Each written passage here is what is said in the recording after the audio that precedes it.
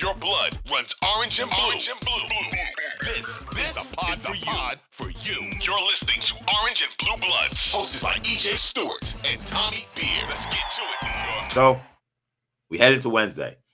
We have the Heat and the Knicks back at it again in Madison Square Garden for a Game 5. The Knicks looking to avoid elimination. Teams in the history, as I've mentioned in the last episode, that go down 3-1 in the best-of-7 series in the 2-2-1-1-1 format are a 176 in NBA history. So that is 9 for 185 if you're doing math in another way. So very rare for teams to come back from 3-1. So the Knicks are in pretty much dire straits here. I think almost all the teams, if not all of them, who have been down 3-1 have been the team going back home in Game 5. So maybe that is something you could hold your hat on if you're a Knicks fan. So I'm sure you are. Not LeBron. Not LeBron. Yeah. Yes, exactly. That is true. Yeah, they did. They won a Game 5 in a row thanks to Draymond Green, who didn't play in that Game 5, surprisingly. So, when you talk about how the Knicks get back on track, because it is the best of 4. It's not the first of 4, not the first of 3. So the series is not over until the series is over. So how can the Knicks get back on track and make this a series? Yeah, I think the Knicks fans are pessimistic right now, the same way Cleveland fans were pessimistic after Game 4, in the first round series, and for much of the same reasons, because they saw, people have said online, I feel like this is the point of view from Cleveland fans watching the Knicks pummel and dominate and out physical the Cavs in the first round. The Knicks are kind of getting that same experience watching Miami do that to New York. Listen, I'll start the way we close the show on Monday, and in the previewing Game 4 on Monday's show prior to Monday night was the Knicks need to play hard. The Knicks need to compete. The Knicks need to get after it. They need to box out. They need to defend, and that's the first step. Hopefully they'll make some threes, and hopefully I think they'll get Grimes more involved. And just starting him is not enough. Run some pin downs, run some action, run some drag screens, get him some open looks, and just kind of open up the floor. Just get out of your comfort zone a little bit. It's clear that what you've tried hasn't worked, so let's experiment with some other stuff. Can they hide Brunson defensively? Again, as great as he's been offensively, he continues to get abused on the defensive end. I thought Grimes, but I also thought Grimes did a good job defensively on Butler. That was one of the things I was concerned about, sliding into the starting lineup. But I thought he did a solid enough job. Obviously, Butler's a great player. But again, there's adjustments, and there's making free throws, and there's boxing out on. But there's the overall energy level has to be matched. And I'll say this, it will be high at the Garden. Somebody, on one of my group threads just said, like, prices are down 50%. Maybe some real fans get in the building. Some fans that couldn't afford the first few, home games, can maybe get in the building. There'll be a lot of energy and spark. But I'll say this, if the team gets down, and they're down in the second quarter, and they come out flat to start the second half, and they're down in the third quarter, Julius Randle will get booed. Number one, that will happen in Game 5.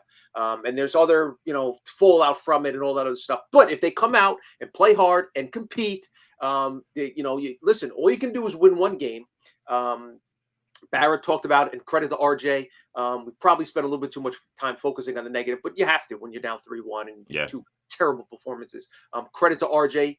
Offensive game hasn't always been pretty, but again, he's competed. Brunson has been abused defensively. He's a liability on the defensive end, but he has competed.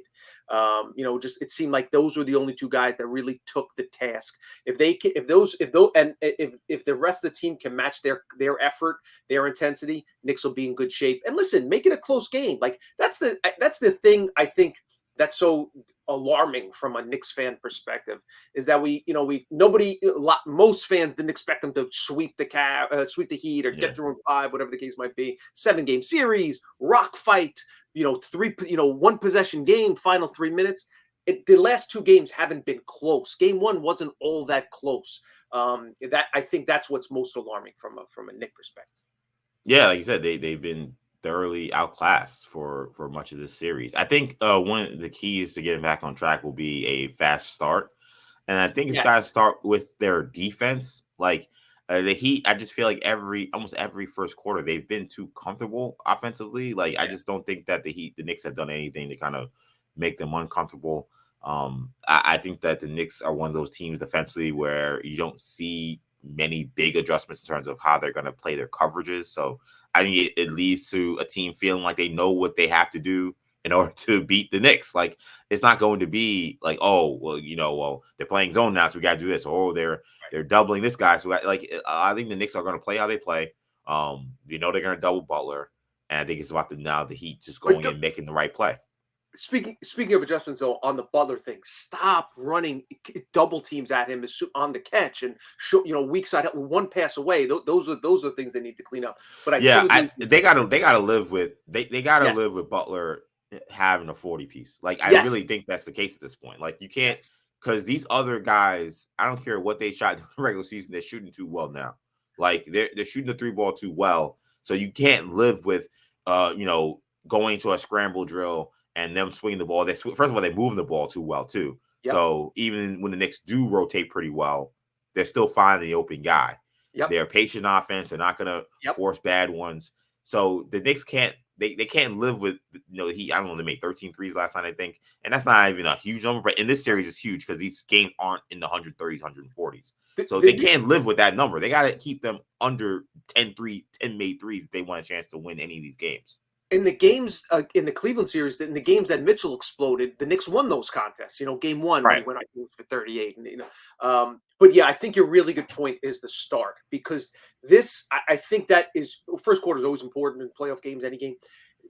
It's incredibly important because if the Knicks fall down, this team right now has the feel of a team that will throw in the towel. It has that they're kind of wobbling and if they that's what Spo and Riley are drilling in and Jimmy Butler are drilling in these guys' heads on the flight from South Beach to Teterboro. Like we punch these guys in the face and they will not get up from the canvas. Like, let's come out, let's stomp on their neck and not give them a chance because, listen, the Heat understand they aren't the most talented team in the world. Like anything can happen in the game 6 if it gets down to Miami and they'll be, 5-6 point favorites. That's not an insurmountable lead. You don't give this Knicks team life. You don't give a player as talented as Julius Randle a chance for redemption. You don't give Brunson a chance to beat you in the fourth quarter. He can score. You can't let him get going because he started to get going in that second half. You can't let Mitchell Robinson reestablish his identity. You can't let that Garden crowd get into it. All these things can turn. We've seen crazier things happen in the NBA. These things can turn on a dime. So that's going to be the Heat's focus. It all starts with being the first on the floor. All those little things that seem cliche, but that could make a difference in a game 5. And I feel like, with the way Tibbs coaches his game, I mean, I said that he had to coach game 4 like a game 7. Yes. I don't know if necessarily we saw that. In some instances we did. I mean, he really leaned on Brunson. He played 44 minutes. That's the other thing. I think how tired is Brunson and Barrett and those guys going to be because they 44 plus minutes. Yeah, I mean, Quentin Grimes, who's going to come off the bench, had 42 minutes, and he earned those minutes. Besides the turnovers, he earned that time, but that's a lot of minutes. Randall had 6 fouls and somehow still played 39 minutes and had 6 turnovers. So I'll play 39 minutes. That's where I say, okay, are you really coaching this game the right way? I mean, Randall was killing them at key points in this game, and he left them out there over top and only played 6 minutes in this game. It was not a good 6 minutes, but he was 2 for 4, 4.6 minutes. He didn't have the time really to make a big enough impact in the game. Hartenstein, 15 minutes. So yeah, I don't know if this means some of these other guys we talked about getting time, whether it be Fournier, whether it be Rose, if they get dusted off. I gotta bring it up. I've seen this be a thing on the internet. I mean, do you think Derrick Rose should see time here? Like, that is something that has been brought up, saying why don't they go to Deuce when they can go to Derrick Rose, who has experience? I don't know. I don't think Derrick Rose. I don't think he's in shape to play. Like every time he's been thrown out there in garbage time, I'm afraid he's gonna get hurt. Like he doesn't look ready at all. So I don't know, like I know last year the whole thing was that, he keeps himself ready, he does all the yoga, he does all this extra stuff. I don't think he's doing any of that stuff. Like, I don't know, at least to me, he doesn't look like he can go out there and give me 15 minutes. Yeah, it's just, I mean, listen, it's unfair to ask any athlete Right. to sit on the bench for 4 months and then in the biggest game of the season come in and make shots. Crazier things have happened if somebody gets injuries and some happens. And would I be shocked if Fournier hit three threes if given the chance? I guess not, but because he's a shooter and he can do that when he's 50 years old. But you don't want to put him in position to And same with Derrick Rose. You're right. In the limited minutes we've seen him, he just hasn't performed well. And the one thing I didn't notice, 'cause I noticed everything. I noticed Fournier had a heating pad around like his back or his hip. I think Tibbs might have told him this game goes a certain way, be ready. Because I don't think I've seen him wearing that kind of stuff on the bench. It was after the first time I noticed it immediately. I was like, oh, okay. Like, why are you wearing a heating pad if you don't think you're going out there? Right. And now maybe he just did it on his own. Maybe he thought, hey, maybe they'll throw me out here, or maybe this game will be a blowout and they have to throw me out there. I don't know. But like that was a little interesting. They didn't need him because they actually shot the three ball better, and Grimes ended up being that floor spacing that they needed. But I did think that was interesting. But yeah, I don't understand the Derrick Rose stuff like that. That to me was bizarre. It's funny. I got to shout out our guy Jimmy Jackson, our producer. He put the Knicks need Iggy Azalea, Jessica Alba, and the whole crew there for Game 5. Look, MSG, they got to show up in a big way. I don't know how much the fans will be into it, given the poor effort they saw in games 4 and 5. But the Garden crowd is going to have to be the sixth man for this team, especially because the Knicks' actual sixth man, I don't think will play. Like Man Quick was in that really big boot. Like I think he's probably done for the series. Maybe he plays in a game 7 if there's a game 7, but I don't think we'll see him. So the Garden crowd is really gonna have to be a big factor in this one as well. I think they'll come out fired up. Again, that's why I think that start is really important, just to kind of get everybody going. Do you think the Knicks take this series back to Miami? Do you think win Game 5? Right now I don't. I'm going to be honest with you. I for the same reason I thought the Knicks had a great chance to win Game 5 in Cleveland. Just the momentum and all that. From what I've seen from Randall these last 2 games. I'm not confident enough. But again, he's the most perplexing athlete. Maybe I've been following sports for a long time. I've lived in New York for pretty much my whole life. I've never seen an athlete. So maybe he bounces back and has a 37-13-9 game. That would not shock me. Right? It's that player, it's that unpredictable personality. And also you have Jalen Brunson, who I never put anything. I've learned over the 6 months, last 6 months, to not put anything past him. I wouldn't be shocked if he has a 40 piece.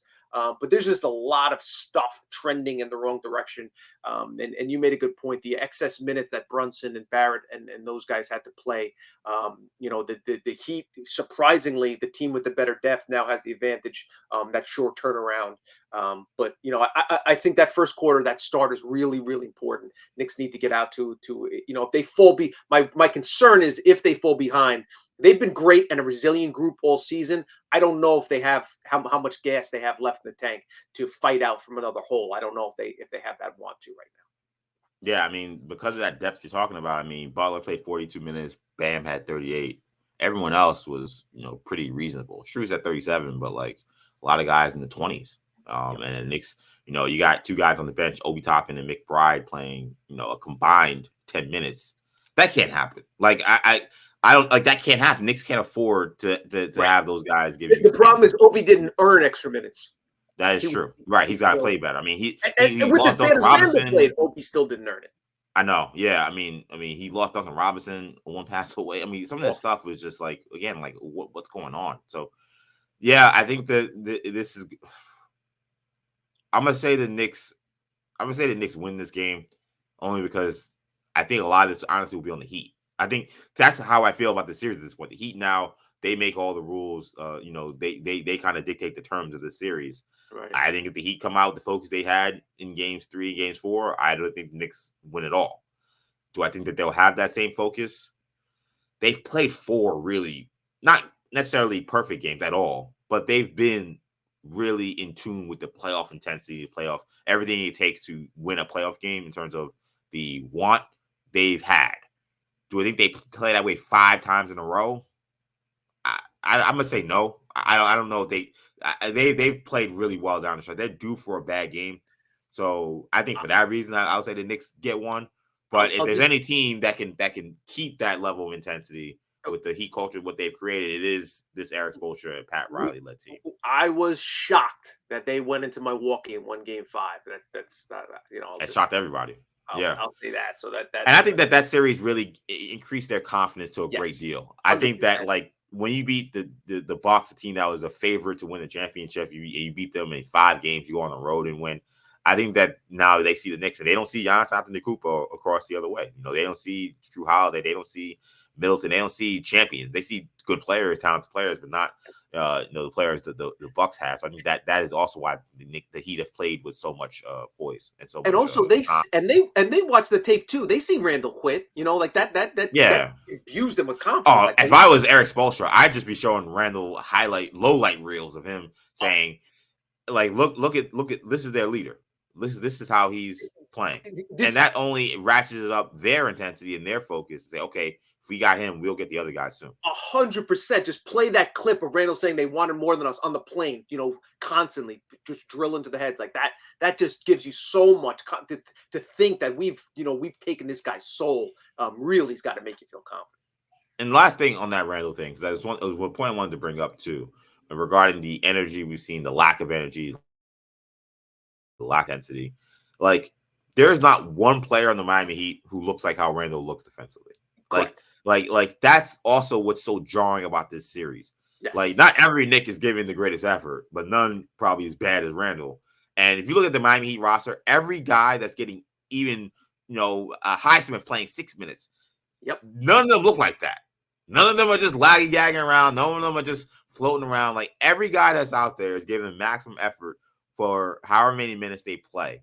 And again, the so much of the excuses and so much of the apologizing for Randall's issues that has happened with this team, that just cannot continue. And I don't know what's going to happen this offseason. I don't know if the offseason will even continue, because this is a series, this is sports. We don't know what's going to happen. But I know that what we saw from Randall can't continue. And it's either going to have to be him find a way to turn this around and put on a really solid effort here for however long the series lasts, or there's going to have to be changes. It's that simple. We'll talk about that when the time comes. Hopefully, we'll have a Game 6 to discuss next time we chat, EJ. Thanks for watching. If you enjoyed this video, please don't forget to give it a thumbs up and subscribe to our channel for more content like this. If you want to see more of our videos, be sure to check out our playlist and let us know what you think in the comments below. Also, don't forget to follow us on social media to stay up to date on our latest podcast ventures. Links will be in the descriptions. And as always, thanks for watching, and we will see you in our next video.